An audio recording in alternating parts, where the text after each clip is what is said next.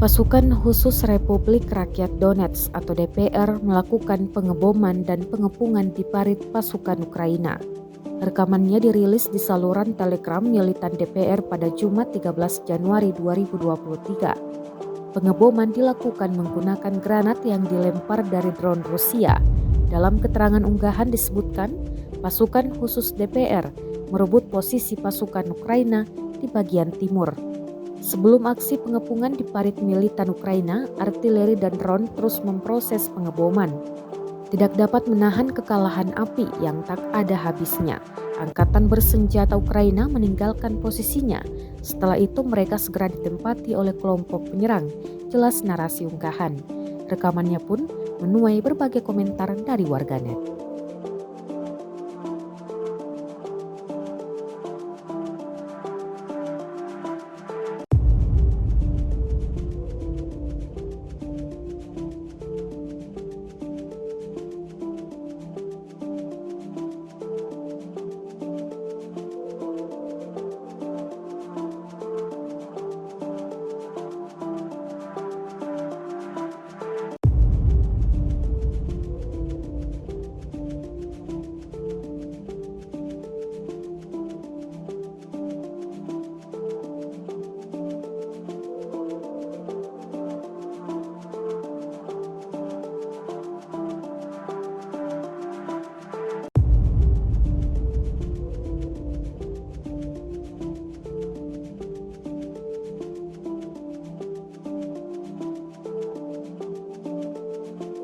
Rusia melaporkan secara total 372 pesawat Ukraina dan 200 helikopter, 2.876 kendaraan udara tak berawak, 400 sistem rudal anti pesawat dieliminir sejak awal operasi khusus.